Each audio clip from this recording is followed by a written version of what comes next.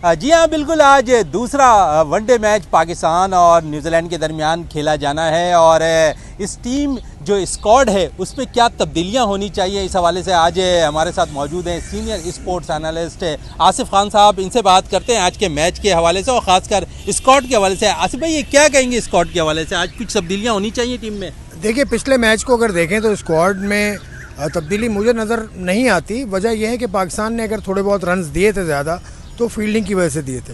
Fielding में बेहतर करनी होगी। पाकिस्तान ने कैच भी छोड़ा, उसके अलावा ग्राउंड फील्डिंग भी पाकिस्तान की थोड़ी सी नाकिस रही थी। और स्क्वाड में इसलिए तब्दीली मुझे नज़र नहीं आती क्योंकि पहला मैच था वो और ये दूसरा वनडे मैच है। तो दूसरा वनडे मैच भी उसी पिच पर है, पिंडी, वही डायमेंशंस हैं, वही पिच है। तो उसको देखते हुए पाकिस्तान की स्क्वाड में तब्दीली मैं देख नहीं पा रहा, क्योंकि स्क्वाड में तब्दीली अगर होती है तो अब्दुल्ला शफीक आते हैं। अब्दुल्ला शफीक आएंगे तो वो किसकी जगह आएंगे ये भी देखना होगा। मिडिल ऑर्डर में कोई भी ऐसा मुझे नज़र नहीं आ रहा कि जो अब्दुल्ला शफीक जिसको रिप्लेस कर सकें। फिर एहसान उल्लाह है, एहसान उल्लाह अगर आते हैं तो वो किसको रिप्लेस करेंगे? या नसीम शाह को रिप्लेस करेंगे या शाहीन अफरीदी को या हारिस रऊफ़ को रिप्लेस करेंगे? वो भी मुझे नज़र नहीं आता, क्योंकि अभी दूसरा ही मैच है।